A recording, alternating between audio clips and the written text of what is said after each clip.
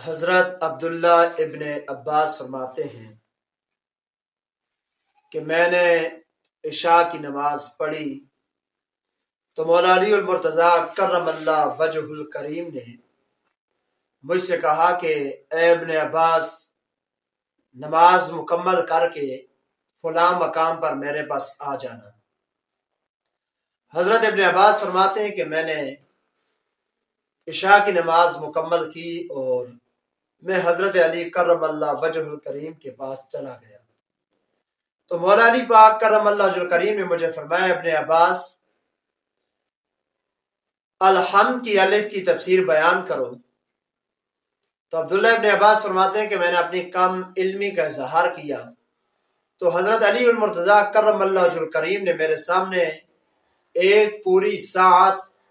الف کی تفسیر بیان کی۔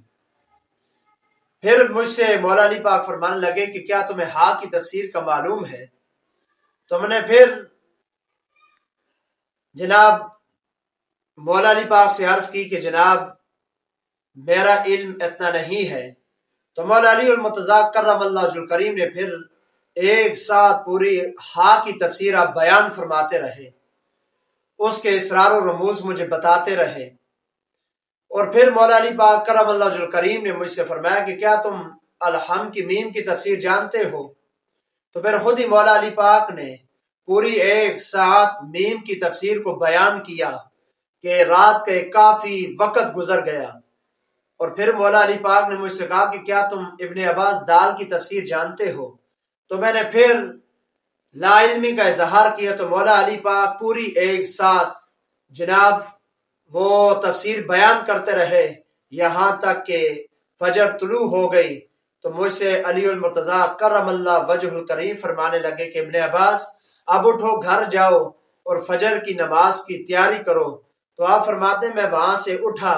تو کچھ میں یاد رکھ سکا اور کچھ میں یاد نہیں رکھ سکتا، لیکن ایک بات میرے ذہن میں جو بار بار آ رہی تھی کہ مولا علی پاک کرم اللہ وجہ الکریم سے پوری رات سورہ فاتحہ کی الحمد کی تفسیر سن کر یہ بات میرے ذہن میں آئی ہے کہ میرا علم علی کے علم کے سامنے اتنا ہی ہے جتنا 7 سمندروں کے سامنے ایک قطرے کی حیثیت ہوتی ہے۔